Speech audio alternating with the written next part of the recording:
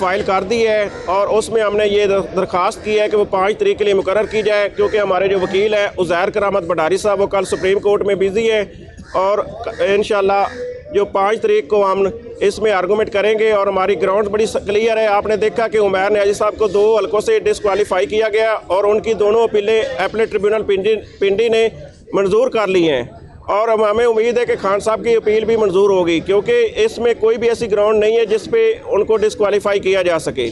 और बाकी ग्राउंड जो है ना हमारे वकील साहब जो आर्गूमेंट करेंगे तो उसके दौरान बताएंगे। अच्छा राय साहब, एक बात तो बड़ी वाज़ेह है कि सज़ा याफ्ता शख्स जो है वो इलेक्शन नहीं लड़ सकता, ये कानून मौजूद है।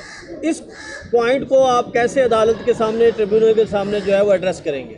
63(1)H की लैंग्वेज अगर आप पढ़े तो उसमें है कि कन्विक्शन है और सेंटेंस है, और जो सेंटेंस है हमारी वो सस्पेंड हो चुकी है और इसमें जो मजीद है हम आर्गूमेंट के दौरान वो बताएंगे। तो मीडिया को भी बताया ना सर? मीडिया को अभी नहीं बताया। देखिए एक पॉइंट पहले अदालत में तो बता लें। अपील में आपने क्या नकायत बयान किए हैं और जो तजवीज़ और तहत का मामला था वो अपील में आपने कैसे एड्रेस किया है? देखिए जो हमारा प्रपोजर है वो आज भी हल्के का गजट नोटिफिकेशन के मुताबिक N122 का मेंबर है, उसको बाद में इन्होंने चेंज अगर किया है तो उसको हमारे नॉलेज में नहीं है और ना ही वो हो सकता है कानून के मुताबिक हो। क्या आपने जो आप कह रहे हैं कि वोटर चेंज किया गया, क्या उस फैसले को कहीं आपने चैलेंज किया इलेक्शन कमीशन के? क्या उसको सुप्रीम कोर्ट ऑलरेडी सेटिस्फाइड कर चुकी है। अच्छा पंजोता साहब, डिलिमिटेशन को पीछे से पंजोता साहब, आपके जो मरवा साहब हैं वो कहते हैं कि बढ़ गया, अब तो लग ऐसे रहा है कि जैसे तरीके इंसाफ का इलेक्शन बढ़ चुका है। नहीं जी, नहीं, इलेक्शन जो है ना तरीके इंसाफ का नहीं बढ़ चुका है नवाज शरीफ का, PDM का। जो उनको खौफ है कि हमारे उम्मीदवारों के जिस तरह रास्ता की देखिए नहीं मदर पंजौता जो जैसा शरीफ बंदा है इसको डिस्क्वालीफाई कर दिया, ऐसी ग्राउंडों पे इनकी अपील भी मंजूर हो जाएगी। किससे ली थी गाड़ी? देखिए बात ये है, जो आप मेरे भाई से सवाल किया, थोड़ा सा मैं उसके अंदर ऐड करना चाहूँगा, वो ये है कि अगर नवाज़ शरीफ साहब के पेपर एक्सेप्ट किए जाते हैं, हालांकि वो इस वक्त ताहयात नायल हैं, सुप्रीम कोर्ट ने उनकी देखें एतराज़ जो है जहाँ पर दायर किए हैं, आप समझते हैं कि उसके ऊपर फ़ैसला हमारे हक़ में हुआ है। मैंने मरीम नवाज़ साहबा के हवाले से जो दरख्वास्त दी थी उसमें ये एतराज़ लगाया था, लेकिन वो दरख्वास्त खारिज कर दी गई और मेरे ऊपर एतराज़ लगाया गया कि इन्होंने गाड़ियों के हवाले से तफसील जो है वो नहीं दी।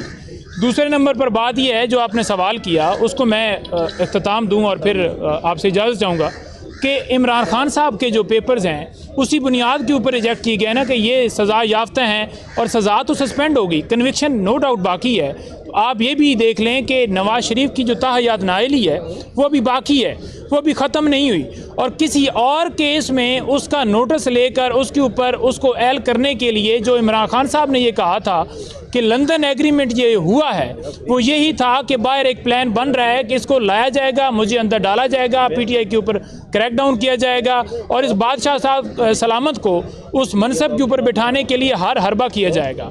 आप देख लें कि इमरान खान साहब की नायली वाली दरख्वास्त जो है वो क्यों नहीं फिक्स हो रही, उसके ऊपर क्यों नहीं फ़ैसला आ रहा।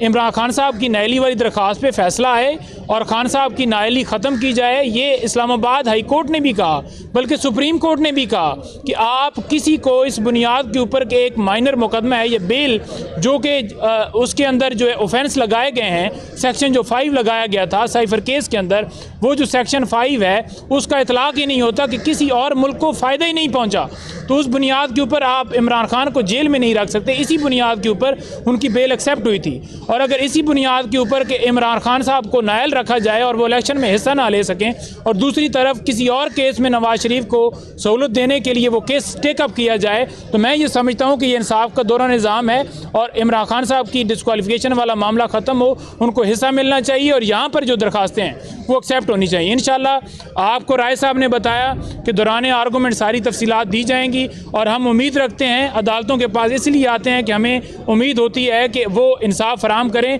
और इस कौम को इंसाफ फराहम किया जाएगा। ये जमहूरियत के ऊपर हमला है और जमहूरियत के ऊपर ये हमले बंद किए जाएँ। इस वक्त जो आप देख रहे हैं कि इलेक्शन कमीशन हो, निगरान हुकूमत हो, जिस तरह से उन्होंने कार्रवाई की और इस्लामाबाद हाई कोर्ट ने भी कहा कि ऐसा लग रहा है कि निगरान हुकूमत जो है वो इंतखाबात को डीरेल करना चाहती है। इससे ज़्यादा और क्या बात होगी। अगर आंखें बंद कर लें, हम ये कहें कि ये दिन है और आगे वाला कहे कि नहीं रात है, हो दिन, पूरी कौम कहे ये दिन है, तो फिर ना माने तो फिर आपकी मर्जी है। अच्छा पंजोता साहब, ये बताइए कि आपका मुकाबला मरियम नवाज से दिया एक हल्के में, आपने 3-4 हल्कों से कागज जमा करवाए हैं, तो आप मरियम नवाज के मुकाबले में इलेक्शन लड़ने के लिए तैयार हैं? क्या इमरान खान ने आपको गो हेड दिया कि आपने मरियम नवाज के मुकाबले में इलेक्शन लड़ना है या हल्का तब्दील करेंगे? दूसरी जानिब सनम जवेद ने भी मरियम नवाज के खिलाफ जो है वो दायर की। मरियम नवाज के पीछे पड़ गई है। देखिए, मरियम नवाज़ जो हैं वो पहले यहाँ से भागी हैं, उनको मुख्तलिफ़ मुकदमात में आपने देखा कि नए मुकदमात उनके ऊपर दर्ज कर दिए गए हैं, और आपने ये भी देखा कि ये भाग के वहाँ पर सरगोदा में गई हैं। जो ही वहाँ खान का एक छोटा सा जो है वो वर्कर या एक वो सामने आया, तो उन्होंने वहाँ से भी भागने का मुजाहरा किया, और उस भागने की वाज़ेह एग्जाम्पल ये है कि उन्होंने एतराज़ लगाया मेरे ऊपर कि किसी न किसी तरीके से तमाम जो सरगोदा के जितने इदारे थे वो लगे हुए थे कि कोई ऐसी चीज़ निकाली जाए कि इमरान खान के इस वकील का मुकाबला ना हो मरीम नवाज़ साहब से। सर्वे आया है तो 7% रिज़ल्ट आया है मरीम का, बाकी PTI है। और अगर ये समझते हैं कि वाकई इनकी पॉपुलैरिटी है और वाकई इनकी मकबूलियत है, तो फिर सियासी मैदान में मुकाबला करें ना। फिर कभी बल्ले के ऊपर अटैक करके, कभी इलेक्शन के वो हमारे प्रपोजल और सेकेंडरीज को उठा के, कभी जो है हमें सर्टिफाइड। मैं सरगोदा के RO के हवाले से बताना चाहता हूँ कि उन्होंने कहा कि मेरे पास मोहर ही नहीं है। ठीक है जी, वो मोहर फिर जो हमारे दोस्त हैं उन्होंने साथ मिलकर उनके अमले के साथ जाकर वो मोहर बनवा के दी, फिर वो मोहर लगी और फिर मुझे कॉपी मिली है।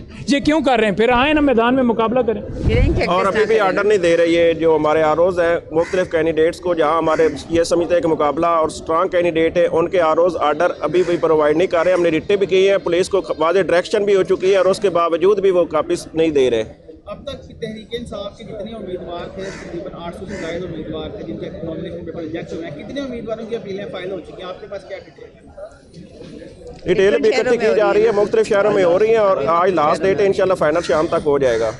अभी भी आप देखें कि यहाँ दायरी ब्रांच में बड़ी लंबी लाइन लगी हुई है। नहीं, आप कह रहे हैं ना कि RO फैसले नहीं दे रहे, तो फिर अपीलें कैसे दायर हो रही हैं? नहीं अपील, मैंने कहा जहाँ स्ट्रांग हमारे कैंडिडेट है। नहीं, मैं उसके ऊपर बताना चाहूँगा, वो बात ये है कि जहाँ पर फैसले नहीं दे रहे वहाँ पर हम लगा रहे हैं फॉर्म 32 और 33, जो पहले लिस्ट लगी थी या जो बाद में अनाउंस की गई कि इस लिस्ट में आपका नाम नहीं आया, हम वो लगा के जो हमारे पास कोई भी एक एविडेंस या कोई भी चीज़ है हम साथ लगा कर फाइल कर रहे हैं, और वहाँ पर बता रहे हैं कि ये हमें उसकी कॉपियाँ नहीं दी जा रही। और अगर कोई कॉपी लेने जाए और उसे अगवा कर लिए जाए तो क्या ये इलेक्शन एक्ट के अंदर लिखा हुआ है?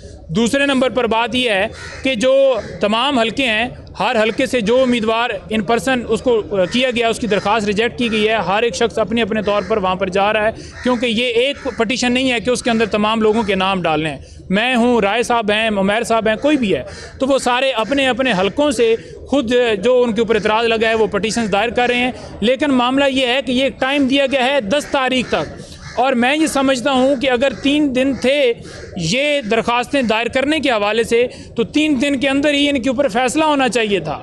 3 दिन के अंदर फैसला इसलिए होना चाहिए था कि पहले ये लेट किया गया। आपको पता है कि बल्ले के निशान के ऊपर जो मामला उठाया गया कि लोगों के अंदर ऐसी लहर पैदा हो और वो ये समझें कि पता नहीं बल्ले का निशान मिलेगा या नहीं मिलेगा, खान साहब को डिस्क्वालीफाई किया है, वो पता नहीं आएंगे या नहीं आएंगे, पता नहीं इनको उम्मीदवार होंगे या नहीं होंगे। अभी भी PMLN जब बाकी सारी जमातें कैंपेन हल्कों में कर रही हैं, उनके कोई कागजात नामजदगी मुस्तरद नहीं है। हमें 10 तारीख तक लटकाया गया है ताकि लोग जो हैं उस वक्त तक यही रहें कि पता नहीं कौन हमारा उम्मीदवार आएगा। आप देखें कि 1 महीना टाइम रह गया है और इस वक्त तक हमारे उम्मीदवारों के हवाले से अदालतों में मामला पेंडिंग है, क्लियर ही नहीं हो रहा, और वो इतराज़ लगाए गए हैं जो किसी PMLN के एक बंदे के ऊपर नहीं लगाए गए। मैं ये समझता हूँ